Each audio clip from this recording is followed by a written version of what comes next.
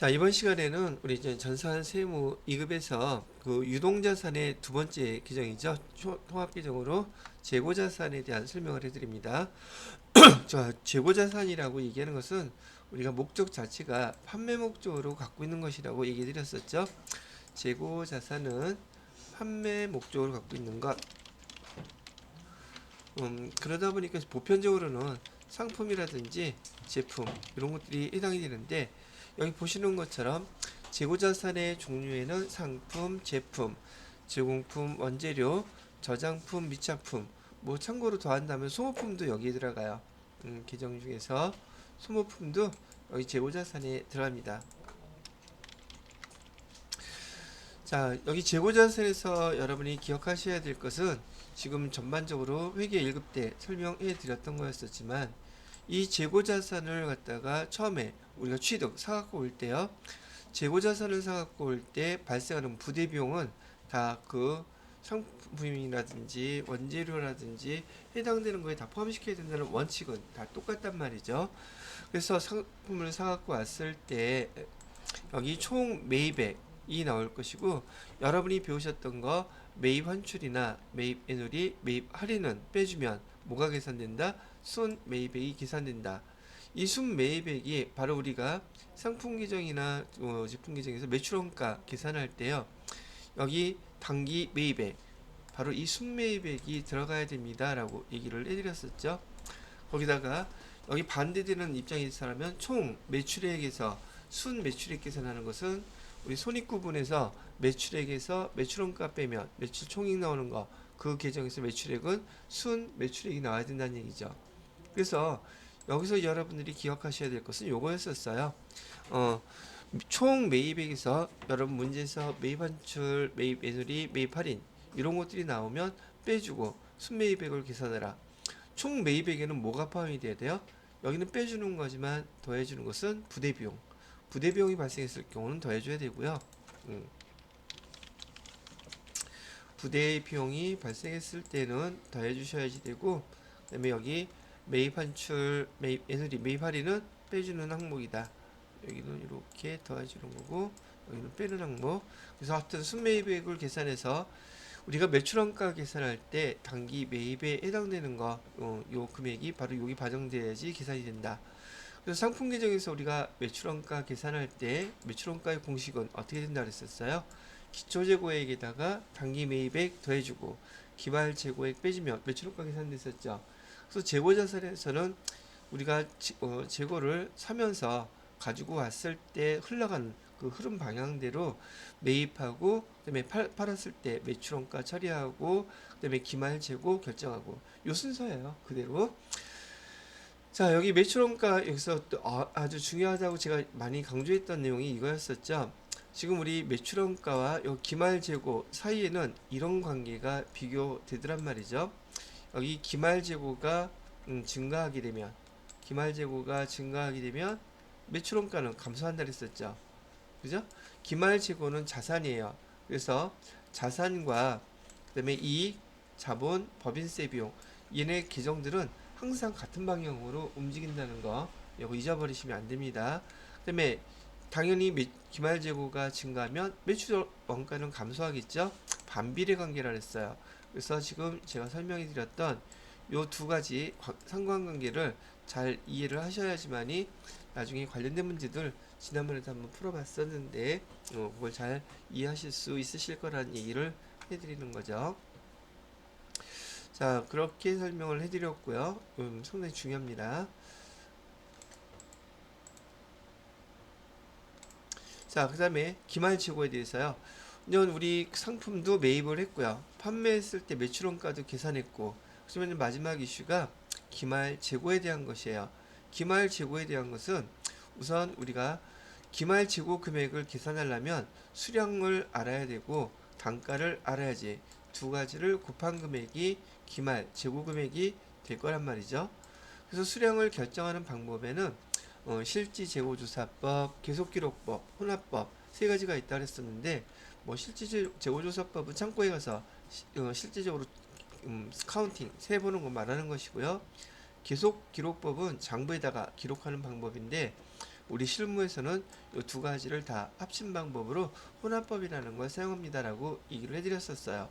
얘는 수량을 결정하는 방법이었고, 단가를 결정하는 방법에는 여기 지금 써놓지는 않았지만 단가 결정하는 방법에 제일 아이디어라고 이상적인 방법은 개별법이라 그랬어요. 이 개별법이 제일 정확한 방법이기는 하지만 단점이 개별법을 사용하려면 모든 업종이 개별법을 사용하기가 되게 어렵다 그랬어요. 이유는요, 돈이 많이 발생해요. 비용이 많이 발생해서 개별법은 주로 전국망을 갖고 있는 유통회사들이 주로 많이 사용하고 있고, 대표적인 그 개별법 사용하는 시스템이 그 포스 시스템이라고 제가 한번 얘기해 드렸었죠. 회계 1급 설명할 때. 자, 포스 시스템이 바로 개별법이다. 근데 대부분의 기업들은, 회사들은요, 이 포스 시스템을 설치하기가 어렵기 때문에, 뭐 금액이 워낙 비싸니까 여기 선입선출법이다, 이동평균법이다, 총평균법, 후입선출법, 이런 방법을 사용하게 됩니다 라고 얘기를 드렸어요. 요 네 가지를 사용하는 방법은 전제 조건이 물가 상승이라는 전제 조건이 있다고 그랬었고요. 물가가 상승한다는 전제 조건으로 여기 단가를 결정하기 위해서 선입선출법, 이동평균법, 총평균법, 후입선출법을 사용하고 있습니다. 여기 계산하는 방법에 대해서는 회계 1급에서 설명했던 내용들이 있기 때문에 추가로 더 설명은 안 할게요. 하다가 근데 모르는 거 있거나 궁금한 거 있으시면 저한테 질문을 해주시고요. 자, 이렇게 해서 여러분들 회계 1급 시험 준비하시면서 여기 수량결정법, 단가결정법 요 구분을 해가지고서 성격이 다른 거 찾으라는 그런 내용들도 아마 보셨을 거예요. 그다음에 하나 더 얘기한다면 소매제고법도 있어요. 소매제고법 일단 교재 보시게 되면 될 것이고요. 소매제고법은 대표적으로 백화점에서 많이 사용하는 방법인데 주로 일반적인 그 기업들이 아니기 때문에 시험 문제에도 출제는 잘 되지는 않습니다. 근데 세무 2급 정도 되니까 용어 정도는 이제 알아야 되겠죠. 교재 있다가 보실 때 참고해서 보시면 되겠습니다. 자, 그렇게 그 기말 재고가 이제 결정이 됐는데, 기말 재고를 갖다가 짓고 나서 보니까 여기에서도 또 이슈가 될 만한 게 있더란 얘기예요. 어떤 이슈가 된 게 있었나 봤더니 기말 재고에서 여기 수량의 차이가 나는 경우가 있더래요. 수량 차이라는 것은 장부에 기록된 그 재고 수량과 창고에 있는 실제 수량하고 차이가 날 수가 있더란 얘기죠. 그래서 그 수량이 차이가 나게 되면 그 차이 나는 금액만큼 기록하는 계정이 차변에 재고자산 감무 손실이고 대변에는 재고자산이라고 구분한다는 얘기였었죠. 근데 재고자산 여기 써놨다고 해서 또 그냥 재고자산 쓰면 안 되겠죠. 재고자산이란 용어는 계정이 아니에요. 회계 처리할 때는 상품이면은 상품, 제품이면은 제품, 원재료면 원재료, 이런 계정을 쓰셔야지 여기 그냥 재고자산 쓰라는 의미가 여기 재고자산이란 용어로 그 쓰란 뜻이 아니란 얘기예요. 자, 그 다음에 두 번째로는 여기 단가 차이 방법이, 단가가 차이가 나서 기록하는 방법이 있는데, 단가가 차이 났을 때 우리가 쓰는, 회계 담당자가 쓰는 계정은 재고자산 평가 손실이라고 쓴다. 대변에는 뭐라고 쓰고요? 재고자산 평가 충당금이라고 쓴다. 이 재고자산 평가 충당금은 성격이 대손충당금하고 성격이 같아요. 그래서 얘도 마찬가지로 재고자산이라는 자산을 차감하는 계정이고, 얘도 물론 자산 계정이기는 합니다. 그 평가 계정이면서 차감 계정이면서 평가 계정이다. 차감 계정이면서 and 평가 계정이다. 여기 부르는 명칭 중에 하나요. 차감 계정이면서 평가 계정이라고 불리는 명칭이 계정들이 몇 개가 지금 우리가 배웠냐면, 첫 번째 대손 충당금이 여기 해당돼요. 두 번째가 감가 상가 누계에 이거 배웠고요. 여기 지금 세 번째 배운 게 재고자산 평가 충당금 이런 것도 있고요. 자, 앞으로도 정보보조금도 있고 몇 가지 좀 더 항목이 있기는 한데 그럼 배울 때 설명해 드리기로 하고요. 여러분이 그 회계 원리, 회계 2급 정도에서 배웠던 거기 인출금이라는 계정 있죠? 자본 계정에서 그 저기 개인 회사의 그 사업주가 돈을 개인적으로 쓸 때 인출금이 자본 계정의 차감 계정이면서 평가 계정이기도 합니다. 근데 이거는 거의 나오지는 않지만 오히려 그 타이틀 자체가요. 여러분들한테 질문할 때 다음 계정 중에서 차감 계정의 성격을 갖고 있고 평가 계정인 것 어떤 건가요? 물어볼 때 요 인출금도 들어간다는 거예요. 우리가 배웠던 것 대손충당금, 감가상각누계, 재고자산 평가 충당금 이런 것들이 차감 계정이면서 평가 계정인 것들이라는 얘기죠. 자, 그렇게 설명해 드렸고 여기 기말 재고에서 말이에요. 기말 재고에서 단가 차이에 의한 방법이 지금 우리가 다른 말로 저가법이라고도 부른다 그랬어요. 기말 재고에 관련돼서는 예를 들어서 지금 우리가 갖고 있는 재고의 금액이 1,000원인데 지금 시장에서 판매되는 그 우리 시장에서의 거래되는 금액이 1,200원이라고 한다면 우리가 갖고 있는 장부 금액보다 시가가 더 높죠. 이럴 때는 수익으로 인식한다 안 한다. 이거 인식 안 해요. 근데 얘가 만약에 우리 장부 금액보다 적으면 만약에 900원이다. 우리 금액보다 적으면 연임 비용 인식한다 그랬었죠. 그래서 적을 때 시장 가격이 우리가 갖고 있는 금액보다 적을 때만 인식한다 그래서 저가법이란 용어도 사용되고 반대로 저가법이란 용어는 기말 재고자산에 대해서 평가한 금액에 대한 설명이다 또 방법이다 그렇게 거꾸로도 알고 계셔야 된다는 얘기예요. 자, 그 다음에 그 기말 재고자산의 포함 여부라고 나와 있는데 지금 이것도 회계 1급에서 나왔던 내용 별반 차이 나는 거 아무것도 없네요. 그 내용이에요. 자, 미착품이라는 계정은 해외에서 우리가 예를 들어서 해외에서 우리가 물건을 사갖고 올 때 지금 12월 30일이 됐음에도 불구하고 아직 창고에 입고되지 않은 그 재고들 있죠? 그거에 대해서 우리 그 기말 재고에 포함을 시켜야 될까 말아야 될까 그거에 대한 내용은 선적지 인도 조건 또는 도착지 인도 조건 계약 조건에 따라서 우리 기말 재고 자산에 포함시킬 수도 있고 포함시키지 않을 수도 있다 그랬었죠. 그래서 그 내용을 참고하시면 되겠습니다. 그다음에 여기 저당 상품, 저당 상품은 우리 기말 재고에 당연히 포함시켜야지 돼요. 왜? 맡겨놓은 거니까. 그다음에 할부 판매한 것, 한 경우에 할부 판매했을 때 얘도 기말 재고에 포함시키는 경우도 있고 기말 재고에 포함시키지 않는 경우도 있는데 보편적으로는 얘는 판매된 것으로 봅니다. 할부 판매인 경우에는 근데 장기 할부 판매인 경우도 조건이 여러 개 있지만 일단 얘는 교재에서 한번 보도록 하시고요. 여러분들한테 제일 흔하게 나오는 문제는 요거 보기는 여기 위탁상품이라든지 적송품, 시송품, 시용품 요것들이 많이 나온단 말이죠. 여기 위탁상품이라든지 적송품은 언제 우리 재고에 포함시킨다? 맡겨놓은 거는 그냥 판매해달라고 맡겨놨을 때 위탁했을 때는 재고에 포함시킨다. 근데 언제는 제외한다? 그 위탁자가 여기 수탁자가 물건을 팔았을 때 그때는 우리 재고에서 제외한다. 시송품의 키워드는 뭐였었느냐 하면 그 구매 의사를 밝혔느냐 밝히지 않았느냐가 구분한다 그랬어요. 시송품이나 시용품의 경우에는 실제로 사용해보라고 보냈을 때 구매 의사를 밝히면 판매한 것으로 본다.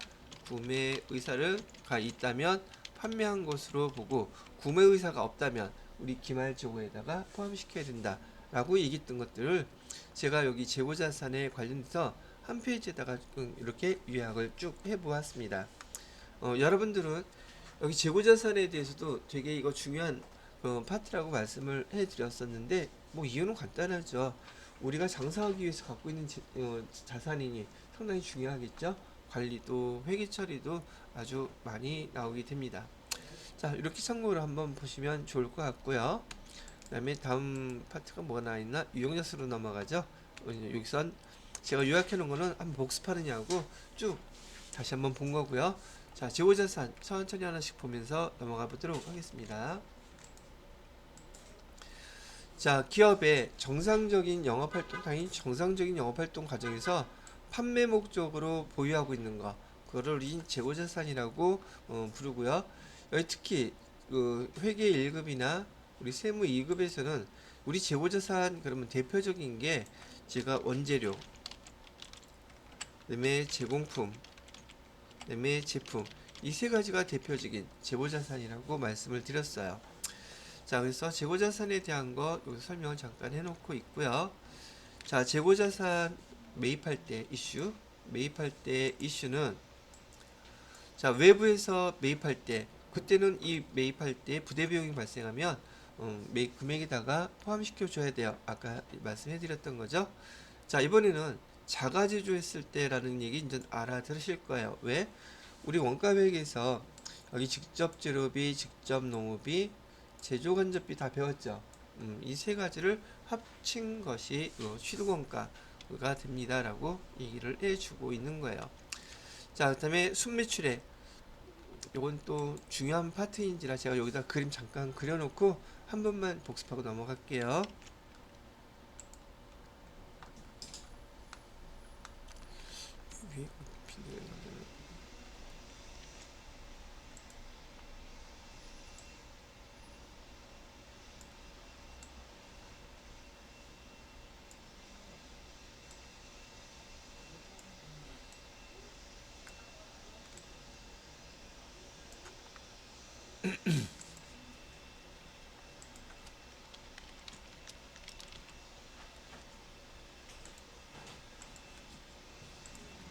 뭐 아까 이거 말씀을 해드렸던 것들이에요.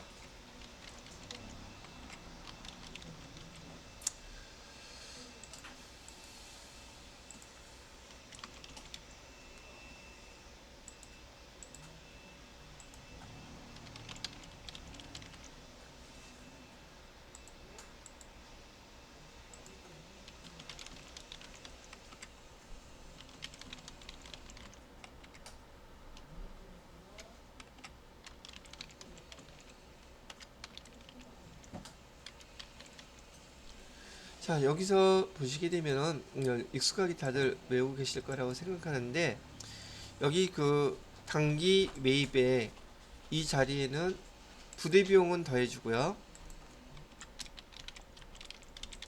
그다음에 뭐는 빼주라 그랬었죠? 매입과 관련된 매입 애누리 할인, 그다음에 뭐 등등 어, 매입 환출 이런 것들은 빼줘야 된다 그랬었죠. 그래서 이 결과 여기에 순 매입액이 들어가야 된다는 거 다시 한번 설명해 드린 거고요. 여기는 그래서 순 매입액을 계산해야지 여기 계산이 됩니다. 그 다음에 여기 매출액을 계산할 때 이 매출액도 마찬가지로 총 매출액이 아니라 무슨 매출액을 여기다 써줘야 된다? 순 매출액을 기록해야지 계산이 됩니다라고 얘기를 해드린 거예요. 그럼 총 매출액에서 매출 환입이라든지 매출 애누리, 매출 할인 건 빼주라는 얘기죠. 그게 바로 지금 여기 교재에서 여러분들한테 순 매출액의 계산, 순 매입액의 계산, 이 계산이 바로 여기에 두 개에 대한 설명을 하고 있습니다. 그래서 매출원가 계산하는 것은 저기 상품의 매출원가는 이걸로 보면 되시겠죠. 근데 이제 여러분이 제품에 대한 것 벌써 원가액에서 배우셨기 때문에 제품으로 따진다면 기초 제품 재고액, 여기다 또 참고로 또 기억이 왔다 갔다 하실 수 있을 것 같아서 제품도 써놓을게요.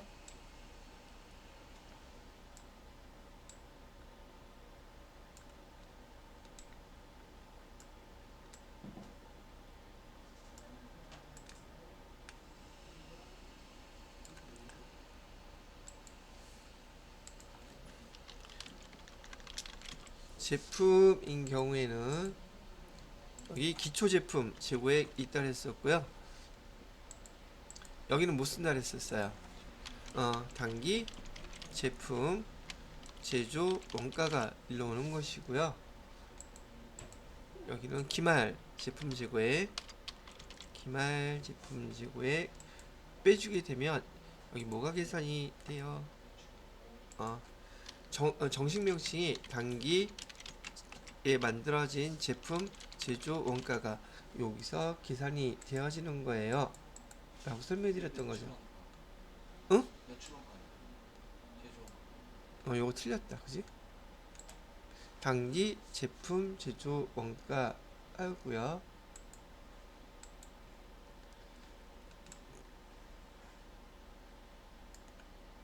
맞는데?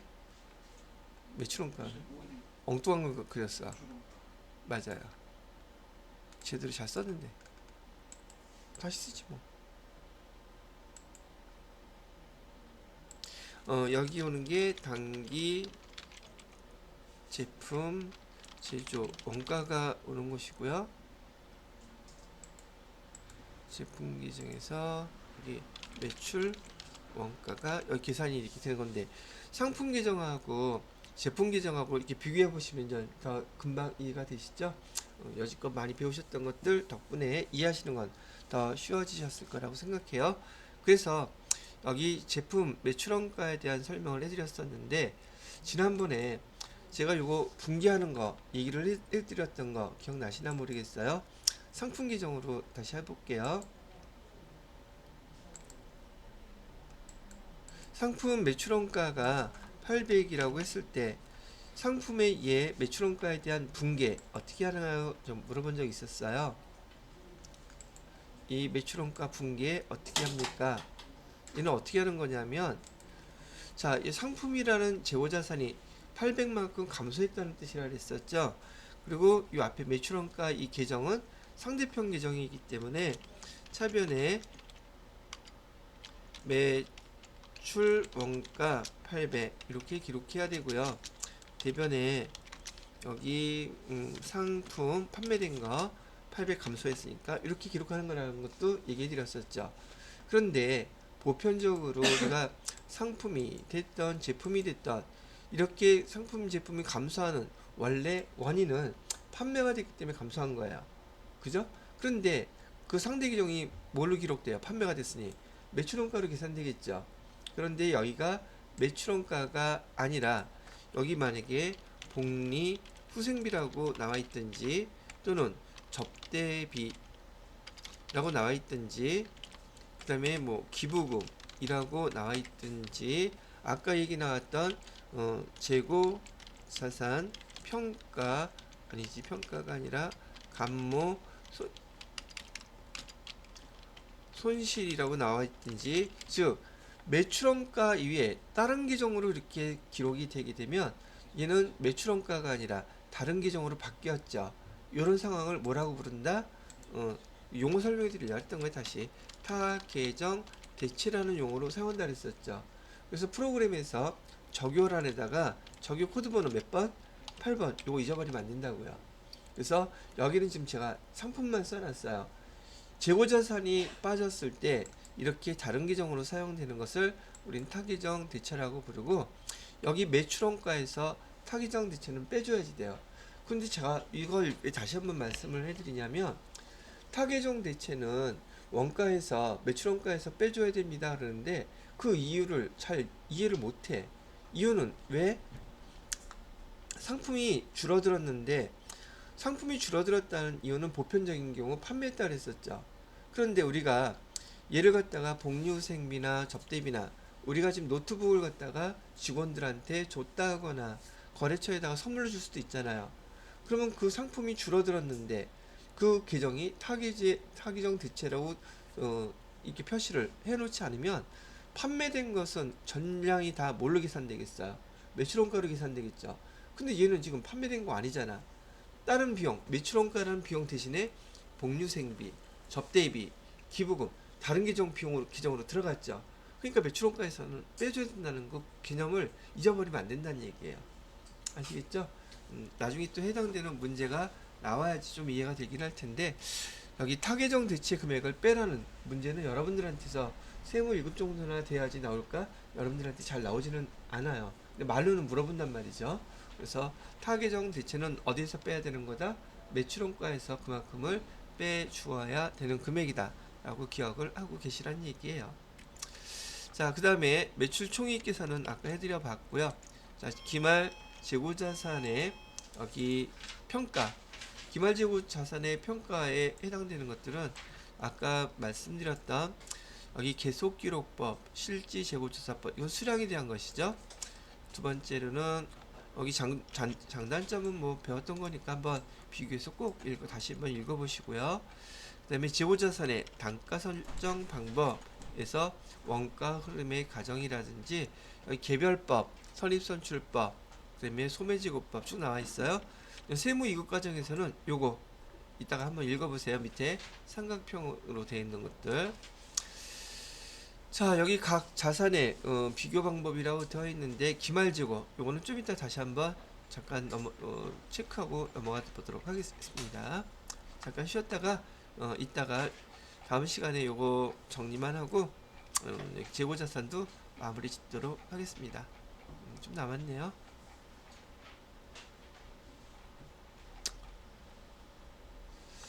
자, 잠깐 정지해 놓겠습니다. 자, 그다음에 조금 아까 설명해 드렸던 그 재고자산에 대한 감모손실, 감모라는 용어는 재고자산에 대해서 감모라는 용어는 수량과 관련된 그 차이가 났을 때 쓰는 계정이고, 평가손실은 우리 그 단가, 우리 원가의 그 금액과 시가, 시장 가격을 비교했을 때 쓰는 계정이라는 거 봐두시면 될 것 같고, 이따가 복습하실 때 감모손실, 평가손실 해당되는 거 한번 복습을 해서 이해를 해 놓으시면 되겠습니다. 자, 그 다음에 우리 앞에서도 배웠던 여기 수은실현 가능가치, 제가 지난 시간에 설명할 때에도 수은실현 가치 또는 수은실현 가액 뭐 이런 거 쓰는 것은 뭐 판매가에서 비용, 해당되는 비용을 뺀 금액, 순수하게 우리 주머니에 들어올 수 있는 돈을 우리가 부를 때 순실현 가치, 순실현 가액 이렇게 부른다 그랬었죠. 여기도 또 한번 설명 간단하게 이렇게 정리를 해놓고 있네요. 자, 그 다음에 기말 재고자산 포함 여부는요, 여러분이 그나마 난이도가 별로 높지 않은 부분임에도 불구하고 시험 문제에 아주 자주 출제가 됩니다. 그래서 여기에 해당되는 거 한번 읽어보시고 정리하시면 되겠습니다. 특히 얘 또 어디에도 많이 나오느냐면요, 우리 실기 그 기말 정리사항에서 기말 재고 금액 입력했던 거 기억나시나요? 세무 2급에서는 기말 재고 그대로 입력하게 안 놔둬요. 이거 하나 꼭 곁들여놔요. 그래서 기말 재고 금액이 예를 들어서 현재 100만원이에요. 100만원인데 지금 그 도착지 인도 기준으로 하나 예를 드는 거죠. 도착지 인도 기준으로 지금 우리 재고가 오고 있는 금액이 30만원 있습니다. 그럼 이건 미착품이자지? 그랬을 때 기말에 우리 재고는 100만원이 맞을까요? 130만원이 맞을까요? 이렇게 물어본단 말이에요. 뭐 여기 있는 내용 알고 있어야지 대답을 할 수 있겠죠. 그렇게 기억들을 해주시면 되겠습니다. 이 할부 판매 같은 경우 이 두 가지 그냥 읽어만 두세요. 대부분은 여기 인도 기준이긴 한데 세무 2급 중급 회계 정도 됐으니까 할부 판매를 했다 할지라도 여기 회수 길 도래 기준으로 재고자산에 포함시킨다는데 이건 보통 이제 장기 할부 판매에 해당되는 것들이 여기 해당되는 게 있거든요. 그래도 이론 문제에서 물어보면 요 정도는 대답할 수 있어야 된다라고 생각해서 교재에 이렇게 넣어놓은 것 같습니다. 자, 그러면 여기부터 또 이제 확인 예제 하고요. 그다음에 해당되는 거 세무 2급에 나오는 문제들은 무엇인가 봤더니 뭔가 글자들이 좀 많죠. 즉 급수가 올라갈수록 여러분들한테 여기 글자로 물어보는 것들이 있기 때문에 글자가 많아지면 생각이라는 걸 더 많이 해야 돼요. 그러니까 정확하게 이해를 못하면 어려워질 수 있으므로 제가 교재부터 먼저 제가 해드린 걸로 이해하고 교재를 꼭 읽으셔야 된다고 얘기를 해드린 거랍니다. 안 되면 무조건 뭐 답을 외우라는 뜻이 아니라 답 체크해 놓고 문제 형태, 그다음에 뭐가 틀렸는지, 그다음에 여기 해설, 기출문제도 마찬가지고요. 해설까지 잘 꼭 읽어보시기 바랍니다. 자, 유형자산 문제는 여기 파트는 내일 나가기로 하고요. 오늘은 재고자산까지만 하고 마무리하도록 하겠습니다.